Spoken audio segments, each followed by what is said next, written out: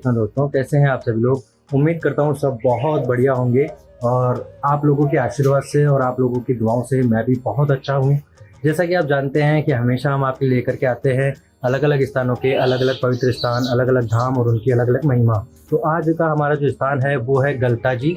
गलता जी जो कि जयपुर के एक पवित्र स्थानों में से एक है और गलता जी जो है यहाँ पे सरोवर है। गलता जी जो है यहाँ पे मंदिर है, यहाँ पे सूर्य मंदिर भी है, यहाँ पे गलता ऋषि का मंदिर है। बहुत प्राचीन ये एक स्थान है जिसे कहा जाता है कि जयपुर का छोटा पुष्कर इसे कहा जाता है। कुछ लोग इसे छोटी काशी भी कहते हैं। उसकी वजह ये है कि यहाँ पर जो है कुंड बने हुए हैं जो पवित्र कुंड हैं और उन कुंडों की सबसे खास बात ये है कि यहाँ इन कुंडों में से जो पानी आता है उसके सोर्सेज क्या है। पूरे 12 महीने यहाँ पे पानी बहता रहता है, लेकिन उस पानी के सोर्सेज क्या है ये अभी तक कोई भी पता नहीं लगा पाया है। वैज्ञानिक भी कई बार यहाँ पे सर्वे कर चुके हैं, रिसर्च कर चुके हैं, लेकिन कोई भी इस बारे में अभी तक पता नहीं लगा पाया है कि आखिर यहाँ जो कुंड में पानी आता है उसके सोर्सेज क्या है। इसलिए स्थान अपने आप में एक बहुत अहम भूमिका रखता है और बहुत विशिष्ट ये स्थान है। तो आइए मेरे साथ में मिलकर के हम इस स्थान को विजिट करते हैं, देखते हैं और क्या क्या खास है यहाँ। बहुत सारे मंदिर हैं यहाँ पे और सभी को मिलकर के हम साथ साथ में देखेंगे। तो मेरे साथ में बने रहें और चलिए शुरू करते हैं आज की यात्रा सब साथ मिलकर। ये सामने आप देख पा रहे हैं गलता गेट। इस मंदिर के 2 रास्ते हैं, उन्हीं में से एक रास्ता है जो गलता गेट दिल्ली रोड से शुरू होता है। तो वहां से हम अपने सफर की शुरुआत करते हैं। गलता गेट से हम अपने सफर की शुरुआत करते हुए आगे बढ़ते हैं। पहाड़ी रास्ता है, हम बाइक से यहाँ का सफर तय करने वाले हैं ताकि आपको हम सारी चीजें बता सकें, डिटेल में समझा सकें। तो हमारे सफर की शुरुआत से ही घाटियों की शुरुआत हो जाती है, चढ़ाई की शुरुआत हो जाती है। यहाँ आप देख सकते हैं कि बहुत ही ऊंची चढ़ाई है और रास्ता थोड़ा सा खुरदरा है, लेकिन बहुत ज़्यादा कठिन मार्ग नहीं है। अगर आप लेके आते हैं तो ये रास्ता बहुत ज़्यादा आपको परेशान नहीं करेगा। यहाँ से आप देख सकते हैं जैसे जैसे हम ऊंचाई की ओर बढ़ रहे हैं, हम जयपुर के दृश्य आपको दिखाते जा रहे हैं और जयपुर की बसावट और जयपुर की डेंसिटी आपको यहाँ देखने को मिल सकती है जैसे जैसे ऊंचाई चढ़ती जा रही है। आप देख सकते हैं जयपुर का एक अलग नज़ारा जो सिर्फ आपको यहीं से देखने को मिल सकता है।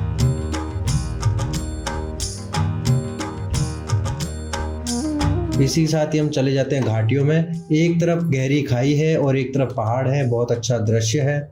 चलते जा रहे हैं आगे और हम ऊंचाई को कवर कर चुके हैं और हम ऊंचाई पे पहुंच चुके हैं। यहाँ से जयपुर के दृश्य सुंदरतम बनते जा रहे हैं। इसी के साथ ही हम आगे बढ़ते हुए देखते हैं पहाड़ की एक निश्चित ऊंचाई पर पहुंचने के बाद यहाँ से वापस नीचे उतरना होता है गलता मंदिर जाने के लिए।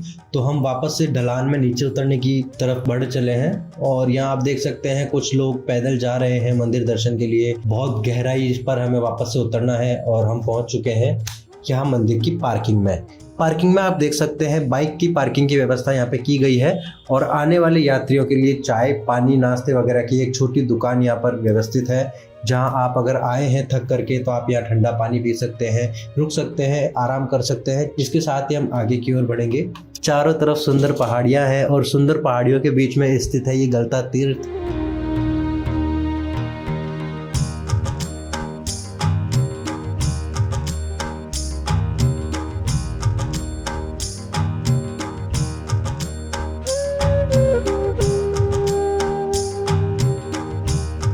यहाँ जैसे ही हम मंदिर के दर्शन की तरफ आगे बढ़ते हैं, सुंदर पहाड़ियों और हरियालियों का नज़ारा लेते हुए, तो आगे चल के हम देखते हैं सबसे पहले हमें देखने को मिलेगा पापड़ा हनुमान जी का मंदिर। पापड़ा हनुमान जी का जो मंदिर है उसकी भी अपना एक इतिहास है।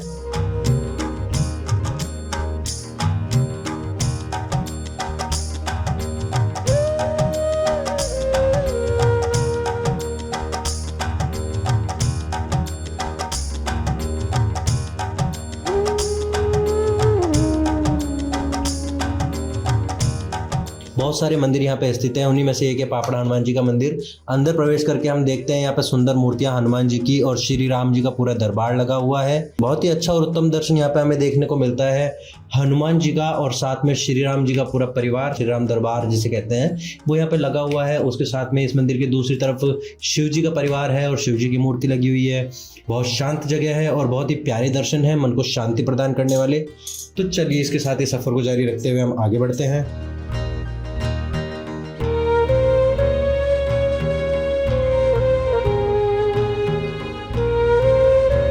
अगर आप हमारे साथ यहाँ तक पहुँच गए हैं तो इस वीडियो को लाइक करना बिल्कुल भी ना भूलें, साथ ही वीडियो को शेयर जरूर करें और हमारे चैनल को सब्सक्राइब जरूर करते रहें। इसके साथ ही हम कुछ सीढ़ियाँ नीचे उतर करके आगे बढ़ते हैं तो हमें सामने ही देखने को मिलता है एक और मंदिर, जो मंदिर इस तीर्थ स्थल का आधार है। ये गलता ऋषि जो है, गालव ऋषि जो हुए थे आज से 7-8-10 हजार साल पहले की बात है, गालव ऋषि हुए थे जिन्होंने यहाँ पे कई सालों तक तपस्या की थी और उनकी तपस्या से प्रसन्न होकर के मानसी गंगा स्वयं यहाँ प्रकट हुई थी। और इस मंदिर में बहुत से ऋषियों ने तपस्या की है, बहुत से ऋषियों का अपना इतिहास इस मंदिर से जुड़ा हुआ है। कहा जाता है यहाँ पे तुलसीदास जी का भी आगमन हुआ था, उन्होंने भी यहाँ पे कई साल सेवा की थी। तो उसके साथ ही हम चलते हैं, आगे बढ़ते हैं और यहाँ जो महाराज श्री है उनसे जानने की कोशिश करते हैं आखिर इस मंदिर में किस किस की मूर्तियाँ लगी हुई है और उनका क्या इतिहास है। तो महाराज श्री, आपसे हम जानना चाहेंगे कि ये जो मंदिर है, इसे कहा जाता है कि वास्तव में ये मुख्य दर्शन माना जाता है गलता जी का। इस मंदिर के बारे में हमें आप थोड़ा सा कुछ बताने का कष्ट करें। कौन से यहाँ मूर्तियाँ हैं, कौन से देवी देवता हैं, क्या इस मंदिर का इतिहास है? ये बीच में डाडी जटा में विराजमान है, ये ऋषि महाराज है गालव ऋषि। गालव ऋषि की जो है ये तपोस्थली है गलता जी। तो यह गालव ऋषि महाराज ने तपस्या करी है और तपस्या करके अपने तपोबल से जो है भगवान ब्रह्मा विष्णु महेश को यहाँ प्रसन्न किया है और प्रसन्न करके यहाँ पे गंगा जल का वरदान प्राप्त किया। तो ऐसा ये मान्यता है कि जो जल जो आता है ये गुप्त रूप से आता है। ये जल का स्रोत कहाँ से आता है इसका आज तक कोई पता नहीं। सामने जो पहला जो विग्रह विराजमान है भगवान ब्रह्मा जी हैं, दूसरे नंबर पे भगवान विष्णु जी हैं, बीच में जो डाडी जटा में जो है ये ऋषि महाराज है गालव ऋषि, इनकी ये तपोस्थली है, इन्हीं के नाम से गलता जी है। वह शिव जी और पार्वती जी एक साथ विराजमान है। गणेश जी महाराज हैं, ये सब शालिग्राम भगवान। ये यहाँ का जो है मेन प्राचीन स्थान है गलता जी का। ऐसा प्रमाणित है कि शास्त्रों में कि गालव ऋषि जी ने इस स्थान के ऊपर बैठकर यहाँ 60,000 वर्ष तक तपस्या करी है सतयुग के अंदर, और तपस्या करके अपने तपोबल से भगवान ब्रह्मा विष्णु महेश को यहाँ प्रसन्न किया और प्रसन्न करके यहाँ पे गंगा जल का वरदान प्राप्त किया। तब से गुप्त रूप से जो है ये जलधारा अविरत चलती आ रही है। इस जल के स्रोत के बारे में कोई पता नहीं। ये यहाँ का मुख्य दर्शन है गलता। यहाँ गालव ऋषि के और अन्य बहुत सारे देवताओं के, बहुत सारे शालिग्राम के, बहुत सारे विग्रहों के दर्शन करते हुए हम आगे बढ़ते हैं तो मंदिर के बिल्कुल सामने हमें देखने को मिलता है एक कुंड। ये बहुत प्राचीन कुंड है और इस कुंड में जो पानी आता है वो कहाँ से आता है ये अभी तक किसी को पता नहीं है। इस स्थान की सबसे जो विशेष बात है वो यही बात है कि यहाँ मानसी गंगा स्वयं अवतरण हुई थी और तब से लेकर के इतिहास के उस समय से लेकर के आज तक यहाँ पर पानी का निरंतर प्रवाह रहा है। पानी कभी यहाँ रुकता नहीं है। यहाँ एक गौमुख की आकृति बनी हुई है, उस आकृति से यहाँ पे पूरे 12 महीने पानी बहता रहता है, वो भी आपको दर्शन कराएंगे। ये जो कुंड है जो आप देख रहे हैं ये ऋषि मुनियों के लिए बनाया गया है। इसी के नीचे हमें 2 और कुंड देखने को मिलते हैं। एक कुंड है जहाँ पे विशेष तौर पे स्त्री स्नान के लिए उसे बनाया गया है, जबकि दूसरा कुंड है जो पुरुषों के स्नान के लिए बनाया गया है। तो चलिए बने रहे हमारे साथ में, हम आपको दिखाते हैं मंदिर का आर्किटेक्चर, मंदिर का इतिहास के बारे में आपको बताते रहेंगे। तो चलिए शुरू करते हैं।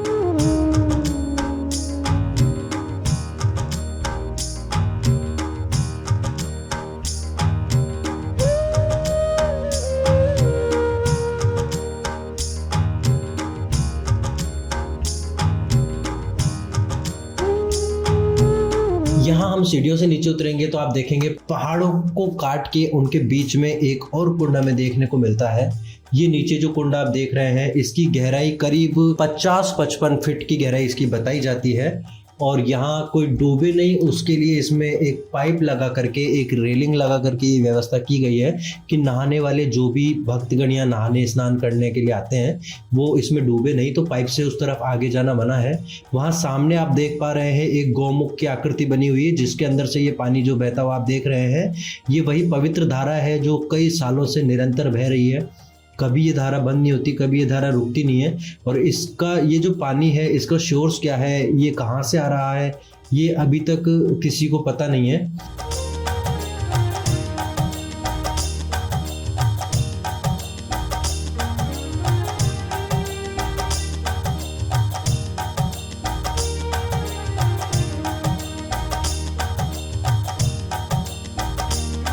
यहीं पर एक और हम मंदिर इस कुंड के पास में देखते हैं, तो चलिए अंदर चलते हैं, मंदिर के दर्शन करते हैं।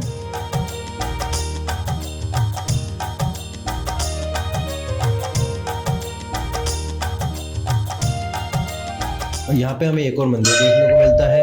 ये मंदिर है, शिव जी का पूरा परिवार यहाँ पे है। पार्वती देवी जो है वो यहाँ की मुख्य मूर्ति है और उनकी पूजा होती है। यहाँ पे माना जाता है कि संक्रांति, मकर संक्रांति के समय इस मूर्ति की बहुत ज़्यादा पूजा की जाती है। यहाँ पे लोग आते हैं तरह तरह के चढ़ावे लेकर के, और यहाँ की बहुत अच्छी मान्यता है कि यहाँ पे जो पर्यटक लोग आते हैं, जो दर्शक भक्त आते हैं, उन्हें यहाँ सभी मूर्तियों में बहुत ज़्यादा अटूट विश्वास है। यहाँ के जो वातावरण है वो एक दैवीय वातावरण उत्पन्न करता है, जिसकी वजह से यहाँ आने जाने वाले प्रत्येक व्यक्ति के मन में पूर्णतः शुद्धि होती है और एकाग्रता उनके मन में बनती है और बहुत अच्छा शांति का अनुभव यहाँ पे होता है।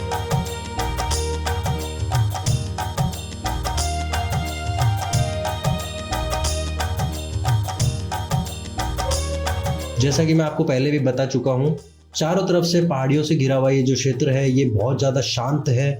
यहाँ आपको जो शहरीकरण की वजह से जो वहाँ बहुत सारी आवाज़ होती है, बहुत सारा पॉल्यूशन होता है, वो उससे बिल्कुल अलग है ये जगह। यहाँ आपको बिल्कुल पॉल्यूशन नहीं देखने को मिलता। चारों तरफ गहरी हरियाली है, जिसकी वजह से बहुत ही शुद्ध हवा है, साथ ही वातावरण में शुद्धि है और यहाँ का जो माहौल है एकदम शीतल माहौल है।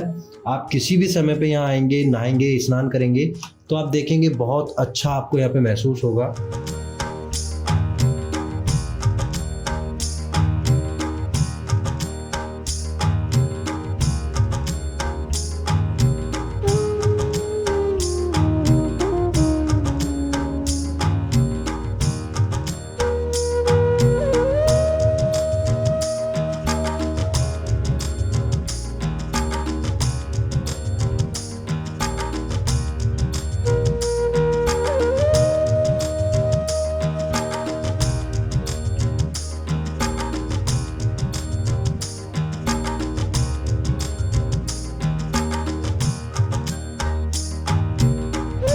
इसे मंकी टेम्पल कहा जाता है, तो हम देख सकते हैं कि यहाँ पे ढेर सारे बंदर हमें देखने को मिलते हैं।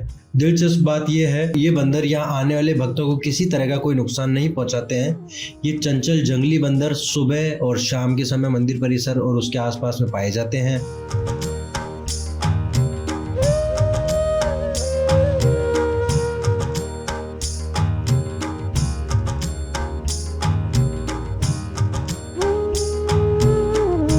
यहाँ ये दूसरा कुंड है। ऊपर से उतरते वक्त देखा जाए तो ये तीसरा कुंड यहाँ पे हमने देखा है, जहाँ पे बहुत सारे बंदर किलोल कर रहे हैं और यहाँ पे सदैव इतने ही बंदर या कई बार इससे ज़्यादा भी, बहुत ज़्यादा भी बंदर होते हैं, लेकिन ये बंदर किसी यात्रियों को कोई नुकसान नहीं पहुँचाते हैं।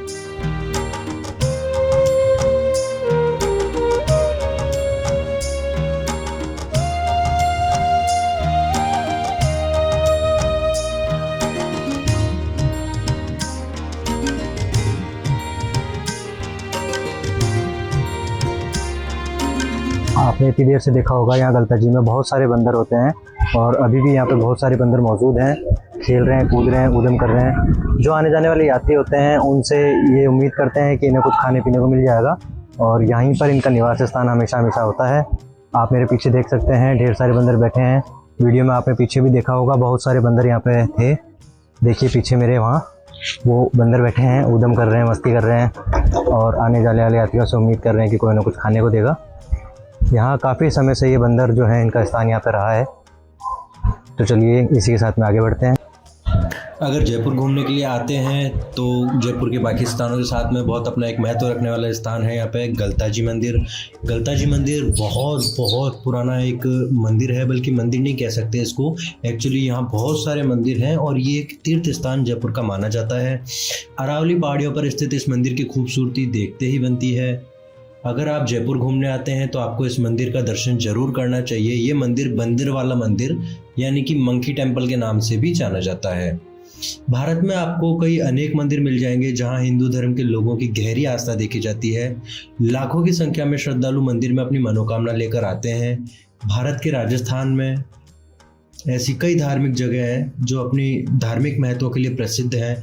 यहाँ आपको कई अनेक मंदिर देखने को मिल जाएंगे जो भारत की संस्कृति विरासत को आज भी जोड़े हुए हैं। यहीं एक ऐसा मंदिर है गलता जी मंदिर, जो अपनी कई मान्यताओं के लिए जाना जाता है और माना जाता है। तो चलिए आज हम आपको इस मंदिर के बारे में कुछ मज़ेदार बातों से रूबरू करवाते हैं। दीवान राव कृपाराम ने 18वीं शताब्दी में मंदिर की आधारशिला रखी थी।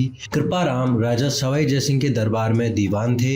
जयपुर के रिगल शहर के बाहरी इलाकों में बना ये मंदिर जाने माने धार्मिक स्थलों में से एक है। इस ऐतिहासिक मंदिर को अरावली की ऊंची पहाड़ियों पर बनाया गया है। गलताजी मंदिर अरावली पहाड़ियों में स्थित है और घने पेड़ों और झाड़ियों से घिरा हुआ है। ये प्रभावशाली इमारत गोल छतों और खंभों से सजी चित्रित दीवारों से सुशोभित है। कुंडों के अलावा मंदिर परिसर में मौजूद भगवान राम, भगवान कृष्ण, भगवान हनुमान जी के मंदिर भी हैं। आप इन मंदिरों में न केवल देसी बल्कि विदेशी भक्तों को भी दर्शन करते हुए देख सकते हैं। यह भक्त मंदिर समिति द्वारा आयोजित भक्ति कार्यक्रम, भक्ति संगीत, लाइव प्रदर्शन और कई अन्य पवित्र कार्यक्रमों का भी आनंद लेने के लिए यहाँ आते हैं। और उसके साथ ही हम चलेंगे, मंदिरों की ओर बढ़ेंगे और साथ में हम देखेंगे कि अगर हमारी यहाँ जो मंदिर के गलताज जी के जो पीठाधीश हैं उनसे हम वार्तालाप करने की कोशिश करेंगे। उनसे जानेंगे इस मंदिर के इतिहास के बारे में, क्या ये मंदिर है, कितना पुराना है, क्या मंदिर की मान्यताएं हैं। उन सभी बातों पर हम महाराज श्री के साथ में विचार विमर्श करेंगे। तो बने रहे हमारे साथ में। चलिए मंदिर के अंदर प्रवेश करते हुए। ये मंदिर श्री सीताराम जी का है और इस मंदिर के अंदर बहुत सारी छवियाँ हैं, बहुत सारे ईश्वर, बहुत सारे भगवान हैं। बहुत बड़ा इस मंदिर का प्रांगण है और हम कोशिश करते हैं आपको मंदिर के जो महाराज श्री हैं, जो पीठाधीश हैं, उनके साथ में कनेक्ट करने की। तो चलिए हम जुड़ते हैं महाराज श्री के साथ। महाराज को मेरा प्रणाम। महाराज, हमने अभी थोड़ी देर पहले दर्शकों को जो है गलता जी के दर्शन कराए हैं और अब आपसे हम रूबरू हो रहे हैं। तो आप हमें थोड़ा सा हमारे दर्शकों को मार्गदर्शन करें। गलता जी का जो तीर्थ है बहुत पावन तीर्थ माना जाता है, इसके बारे में थोड़ा सा आप हमें बताएं कि इसका क्या इतिहास है, यहाँ कौन कौन सी देवता है, कौन कौन से देवता यहाँ पे विराजमान है और वो जो देवता हैं वो विग्रह हैं या वो अवतार है। थोड़ा सा इस बारे में हमारे दर्शकों को मार्गदर्शन करें। गलता जी जो है ये सतयुग का स्थान है और सतयुग में यहाँ पर गालव ऋषि ने 60,000 वर्ष तपस्या की। गालव ऋषि ब्रह्मा जी के पौत्र थे और गल्लू के पुत्र थे और अपने गुरु को, ये भी एक लंबा प्रसंग है, एक कहानी है, लेकिन उसमें यह था कि अपने गुरु को, उनको जो गुरु दक्षिणा देनी थी और वो चाहते थे मैं दूं, गुरु नहीं चाहते थे लेकिन उनको देना था। तो उन्होंने कहा, तो गुरु ने उनको 800 शाम कर्ण घोड़े जब देने की बात कही तो वो जब पूर्ति नहीं हो पाई तो उसके लिए उन्होंने 60,000 वर्ष इस स्थान पर तपस्या की और वो मानसी गंगा का स्नान करते थे। गंगा जी उनसे प्रसन्न हुई थी और तब उन्होंने कहा था कि आप मेरे पास मत आएं, मैं यहाँ पर आऊँगी। तब से यहाँ पर निरंतर गंगा जी प्रवाहित होती हैं। यहाँ पर 7 कुंड हैं, उसमें जो मुख्य कुंड है वो सूर्य कुंड है, जिसमें आप जब जाएंगे तो देखेंगे तो महिला पुरुष दोनों बहुत स्नान करते रहते हैं। पर्वादि पर देखेंगे तो जैसे एकादशी है, पूर्णिमा है, अमावस्या है, कार्तिक का माह है, मलमास है और इसके अतिरिक्त सावन है। तो यहाँ पर आप देखेंगे तो बहुत भारी संख्या में श्रद्धालु आते हैं। कार्तिक पूर्णिमा के दिन ब्रह्मा विष्णु महेश यहाँ पर स्नान करने स्वयं आते हैं, इसलिए उसका तो बहुत महत्व है इस स्थान पर। मकर संक्रांति पर भी इसी प्रकार बहुत सारे लोग यहाँ स्नान करने आते हैं, नित्य प्रति तो होते ही हैं। और इसके बाद हम बात करें तो यह गलता जी जो है यहाँ पर 500 वर्ष पूर्व, और ज़्यादा अच्छे से बोलें तो लगभग 519 वर्ष पूर्व यहाँ पर कृष्णदास जी आए थे और उनको पयोहरी श्री कृष्णदास जी कहा गया क्योंकि उन्होंने पूरे जीवन सिर्फ दूध का ही सेवन किया और दूध से निर्मित ही वो जो भी व्यंजन होते थे उनको लेते थे। वो उनकी यहाँ पर एक गुफा है और उनकी भक्ति से प्रभावित होकर राजा उनके शिष्य बने थे। उस समय जयपुर नहीं था, आमेर था, तो आमेर के राजा उनके शिष्य बने। तब से यह जो स्थान है ये यहाँ के परंपरागत राजाओं का, पूर्व में आमेर, उसके बाद जयपुर के राजाओं की गुरुगद्दी भी है। आज भी कोई ऐसा कार्य होता है जहाँ गुरु का होना अनिवार्य होता है तो गलता पीठ के जो आचार्य होते हैं वो यहाँ पर आते हैं। वर्तमान में जो आचार्य जी हैं परम पूज्य गलता पीठाधीश्वर अनंत श्री विभूषित श्री स्वामी संपत कुमार अवधेशाचार्य जी महाराज, वो यहाँ पर 17वें आचार्य हैं। और यहाँ पर परंपरा से ही राजाओं की, महाराजाओं की, आम जनता की बड़ी आस्था रही है। बहुत सारे राजाओं ने गलता जी को जगह जगह बहुत सारी भूमियाँ दी, उनकी बहुत सारी आस्था रही। आज भी बहुत सारे दस्तावेज यहाँ गलता जी में हैं जो प्रमाण के स्वरूप में हैं कि गलता जी के आचार्य जी जब उनकी राज्य की सीमा में आएंगे तो उनका किस तरह से स्वागत किया जाएगा, कितने हाथी घोड़े, क्या क्या रहेगा, वो सब उसमें उल्लेख है। इसके अतिरिक्त भूमियाँ भी दी गई जो हम जानते हैं कि अकबर का बहुत बड़ा नाम रहा। तो गलता जी के जो दूसरे आचार्य थे उनका नाम कील देवाचार्य जी था। उनके समय में यहाँ पर उन्होंने यहाँ पर एक हनुमान जी को प्रकट किया और एक अखंड ज्योत उन्होंने प्रकट की। तो प्रकट करने का अर्थ ये है कि पहले कहीं और थी जो यहाँ प्रकट हो गई वो। तो वो हनुमान जी का जो स्थान है, कील जी से अकबर बड़े प्रभावित रहते थे तो उस हनुमान जी के स्थान पर अकबर स्वयं आए थे और उन्होंने कोई मन्नत मांगी थी। तो लोग ऐसा कहते हैं कि पुत्र की कामना से आए थे वो और ऐसा जगह जगह गए थे वो। तो उसके विषय में मुझे ज़्यादा जानकारी नहीं है और कोई उसके विषय में प्रमाण नहीं है, लेकिन वो जो यहाँ आए थे और उनकी जब मन्नत पूर्ति हुई तो अकबर ने यहाँ पर 2592 बीघा जमीन गलता जी को दी। उसका प्रमाण यहाँ गलता जी में है, वो दस्तावेज यहाँ पर हैं।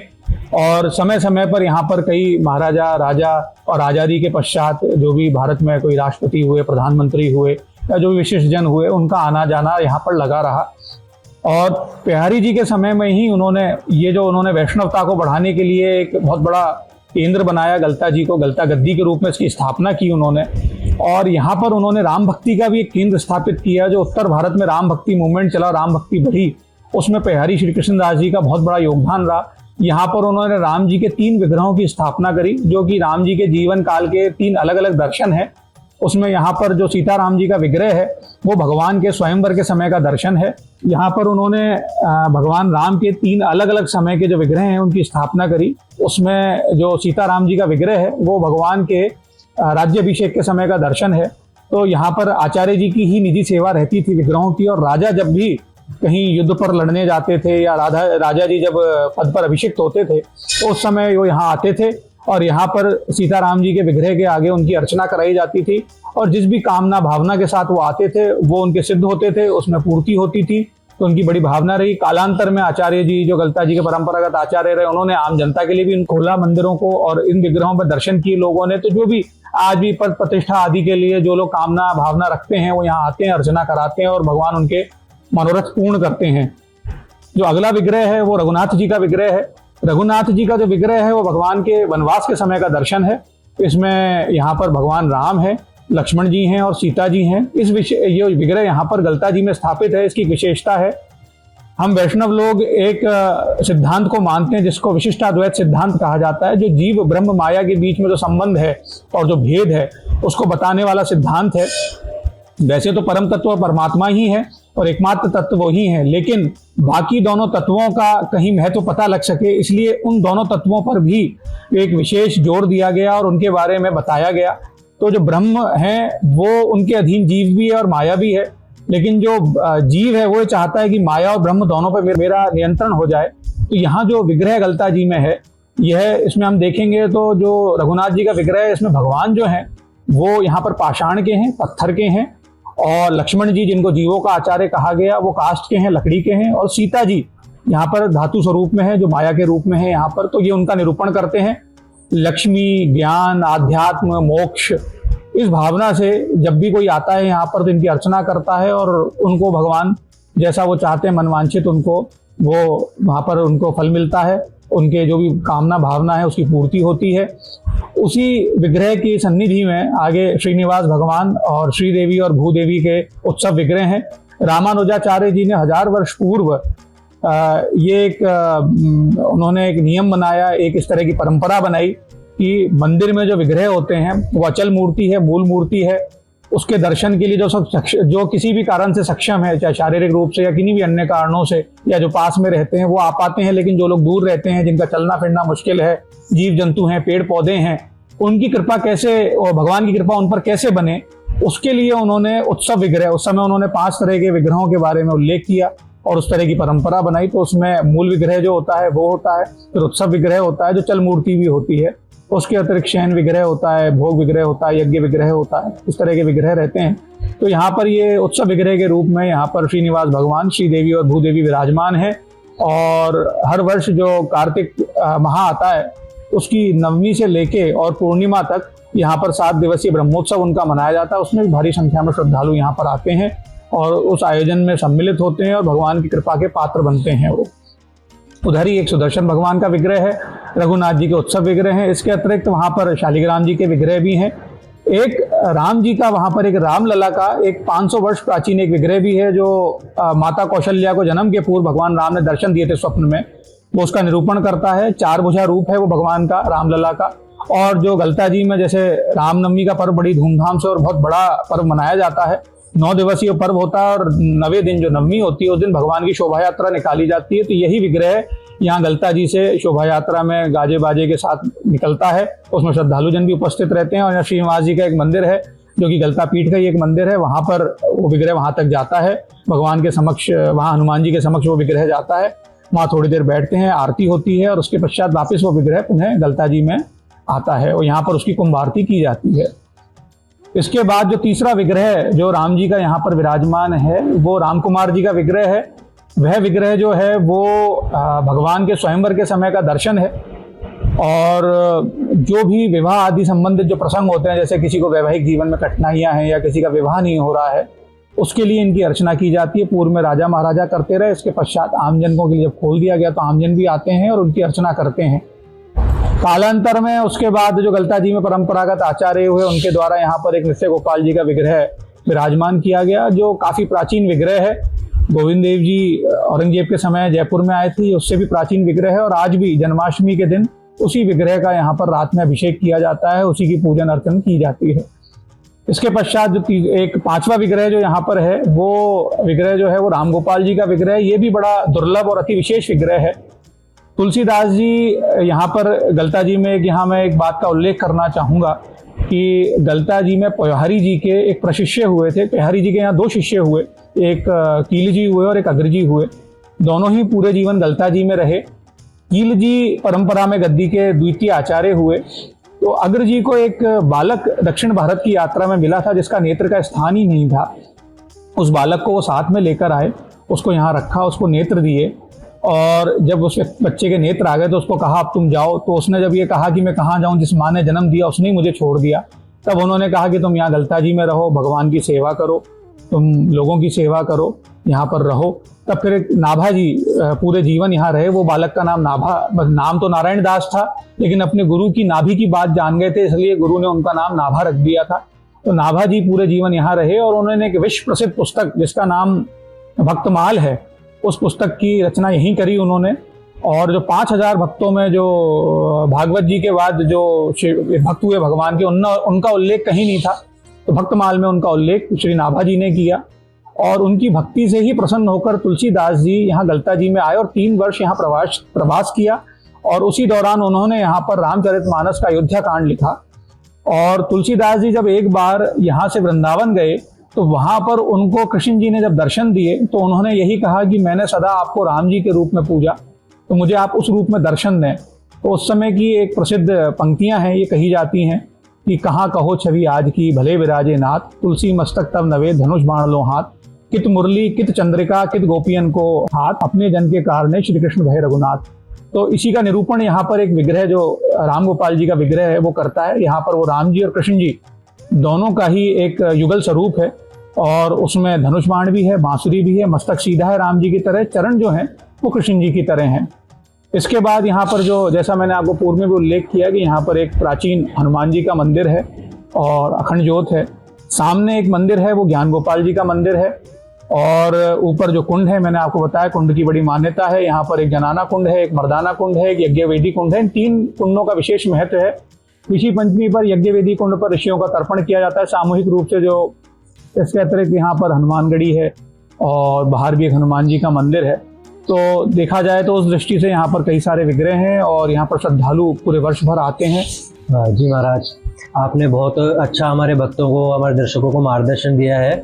इसके साथ में मैं चाहूँगा कि अगर कोई भक्त जयपुर के बाहर से या जयपुर से भी जो अनभिज्ञ है इस स्थान से, इस तीर्थ से, अगर वो यहाँ आना चाहे तो उनके आने के लिए क्या मार्ग उचित है, कौन सा मार्ग होता है? जैसे अगर कोई बाहर से आता है तो रेलवे स्टेशन से किस तरह से आ सकता है या एयरपोर्ट है वहाँ से वो किस तरह से यहाँ आ सकते हैं? थोड़ा सा उसका आप मार्गदर्शन करें। यह बात आपने एक बहुत अच्छा प्रश्न किया, क्योंकि जहाँ पर जब लोग आते हैं तो अमूमन ये होता है कि गलता जी के 2 मार्ग रहे हैं। पुराना मार्ग जो है वो गलता गेट से रहा जो दिल्ली रोड पर है। तो मैं एक तो ये बताना चाहूँगा कि मिर्जा इस्माइल की यहाँ बड़ी आस्था थी, जो कि जयपुर में राजा मान सिंह के प्रधानमंत्री हुए थे जब आज़ादी के पूर्व राजशाही थी। तो उनकी यहाँ गलता जी में बड़ी आस्था रहती थी। तो उन्होंने यहाँ पर 2 माह में तो ये सड़क बना दी थी। तो ये सड़क जो है ये ट्रांसपोर्ट नगर से सिसोदिया घाट की गुणी होते हुए, सिसोदिया गार्डन होते हुए सीधे गलता जी आती है। तो एक तो मेरा ये निवेदन है सभी भक्तों से, जब भी आप आएँ तो जो टैक्सी करें या जो भी साधन करें, आप कृपया उनको ये कहें कि हमको सिसोदिया गार्डन होकर गलता जी आना है। तो आपको बहुत कम कष्ट का सामना करना पड़ेगा और आप सीधे गलता जी में पधार जाएंगे, अंदर आ जाएंगे, किसी को ज़्यादा चलना भी नहीं पड़ेगा। इसके अतिरिक्त जैसा आपने कहा एयरपोर्ट से, तो एयरपोर्ट से टैक्सी और आजकल जिस तरह ये ऑनलाइन जो ओला उबर जैसी जो टैक्सियां चलती हैं तो ये लोगों को मिल जाती हैं, खुद के साधन से भी आ सकते हैं। तो इस तरह की व्यवस्था है। घाटी मार्ग भी है, घाटी मार्ग से पैदल आ सकते हैं आप, वो भी बड़ा अच्छा मार्ग है, बड़ा अच्छा लगता है उससे चढ़कर आना। लेकिन जो शारीरिक रूप से जिनको कठिनाई है चलने में या उतरने चढ़ने में घाटी में सीढ़ियों में, उनको थोड़ा सा कष्ट हो सकता है। जी महाराज, बहुत बहुत आपका धन्यवाद। आपने हमारे दर्शकों का मार्गदर्शन किया और काफ़ी इतिहास जो हमें सामान्य रूप से नहीं पता होता है गलता पीठ के बारे में, गलता जी के बारे में, वो आपसे हमें जानने को मिला है। उसके लिए दिल से आपका शुक्रिया, बहुत बहुत धन्यवाद आपका।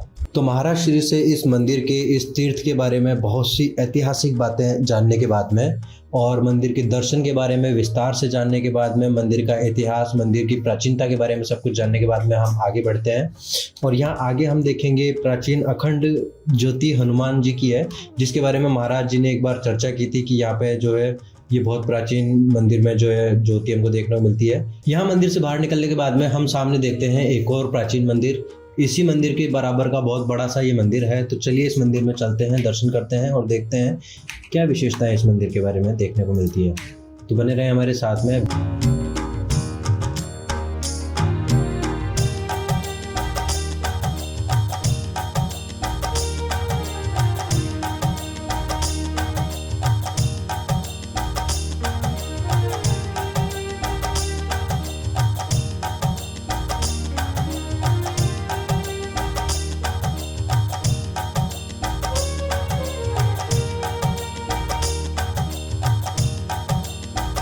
मंदिर ये काफ़ी बड़ा है और इसके ऊपर सीढ़ियाँ भी हैं जाने के लिए।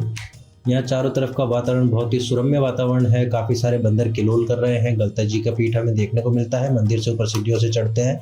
ये जो मंदिर है वो श्री ज्ञान गोपाल जी का मंदिर है। तो चलिए आइए मेरे साथ बने रहिए, मंदिर के अंदर प्रवेश करते हैं और देखते हैं इस मंदिर में क्या विशेष है।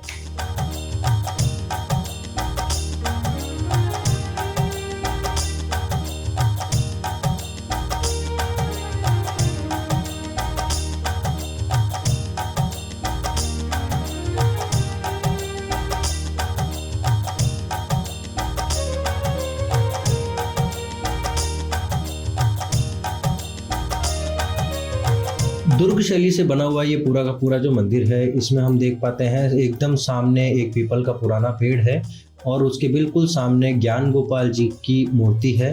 राधा कृष्ण जी के दर्शन हमें यहाँ होते हैं। बहुत ही अच्छा और सुरम्य दृश्य यहाँ पे है। बहुत अच्छी मूर्तियाँ यहाँ पे लगी हुई है, हम देख सकते हैं। बहुत ही पावन स्थान जिसे हम कह सकते हैं।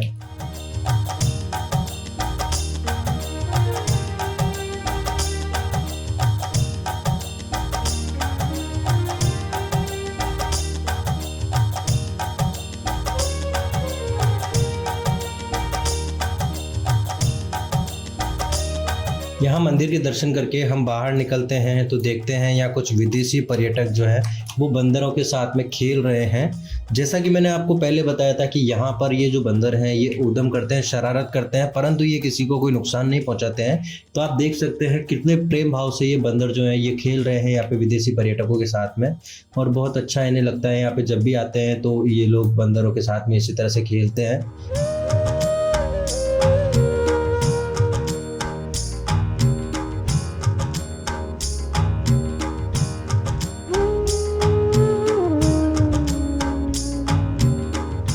और यहाँ से अब हम बाहर निकलते हैं। मंदिर के दर्शन पूरे हो चुके हैं, बहुत ज़्यादा समय आज लग गया हमें। तो यहाँ से बाहर निकलते हुए हम देखते हैं ये मंदिर का एग्जिट गेट है। वैसे इसे एग्जिट गेट नहीं कहा जा सकता है क्योंकि एक्चुअली ये भी एंट्रेंस ही है। जैसा कि आपको शुरुआत में बताया गया था, इस मंदिर में 2 द्वार हैं। दोनों को हम प्रवेश द्वार भी कह सकते हैं और दोनों को हम एग्जिट गेट भी कह सकते हैं क्योंकि दोनों ही तरफ से एंट्री होती है और दोनों तरफ से एग्जिट आप हो सकते हैं। यहाँ पर गायों के लिए गौशाला बनाई गई है। महाराज श्री से मुलाकात में हमें पता चला कि यहाँ वो बहुत सारी गायें रखते हैं, लेकिन उनका ये कहना है कि हम यहाँ इतनी भी गाय नहीं रख सकते कि हमें एक एक गाय के बारे में पता ना हो, गाय परेशान होती रहे और हम उनका ख्याल नहीं रख पाए, इसलिए बहुत ज़्यादा गाय वो यहाँ नहीं रखते हैं। इसकी दूसरी तरफ हम देखेंगे तो एक पार्क है जो कि नवनिर्मित पार्क है। बहुत अच्छा पार्क है विश्राम करने के लिए।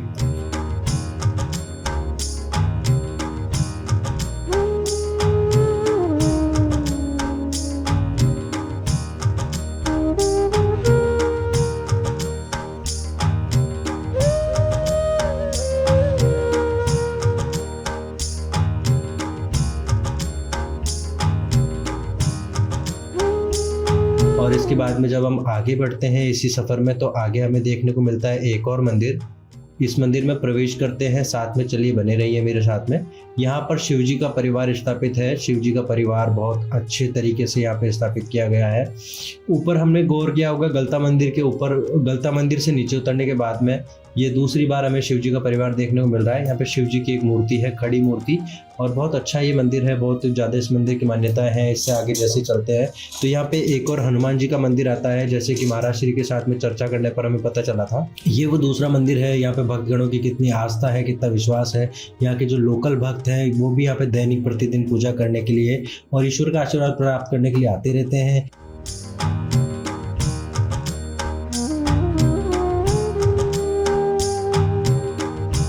तो हेलो दोस्तों, आज आपको फिर से एक बार हमने दर्शन कराए एक और महत्वपूर्ण स्थान के, एक और महत्वपूर्ण तीर्थ स्थान के, जो कि जयपुर में स्थित है गलता जी। एज़ यूजुअल हमेशा की तरह यहाँ आकर के मन को बहुत शांति मिली है और बहुत ही शांत, ये वाकई में एक बहुत ही शांत जगह है, क्योंकि चारों तरफ से पहाड़ियों से घिरा हुआ ये इलाका है। और इसकी शांति की एक वजह ये भी है कि यहाँ पर बहुत ज़्यादा क्राउड, बहुत ज़्यादा शोर शराबा नहीं है। ऊपर हमने देखा पार्किंग स्थल था, उसके बाद में एंट्रेंस थी। यहाँ दूसरी तरफ हम बाहर निकलते हैं तो इस मंदिर तक आने के लिए दो रास्ते हैं। एक रास्ता जो ऊपर पहाड़ से होकर आता है और दूसरा रास्ता जहाँ से हम वापस बाहर निकल रहे हैं अभी। ये जो रास्ता है ये थोड़ा सा शहर के बाहर की तरफ से घूम करके आता है, और वो जो रास्ता था जहाँ से हम आए थे वो बिल्कुल शहर के अंदर से होकर के आता है। तो हमारे साथ में जुड़े रहें, चैनल को ज़रूर सब्सक्राइब करें और लाइक, शेयर और सब्सक्राइब बिल्कुल भी ना भूलें। तो आज का वीडियो यहीं पर करना चाहूँगा समाप्त, लेना चाहूँगा आपसे विदा। फिर मिलते हैं अगले वीडियो में, तब तक के लिए हरे कृष्णा। ऐसे ही और भक्तिमय कार्यक्रमों के लिए देखिए हरे कृष्णा टेलीविजन, और इसे प्राप्त करने के लिए आप अपने केबल अथवा DTH ऑपरेटर से संपर्क करें तथा और अधिक जानकारी के लिए आज ही डायल करें 7666 839 839।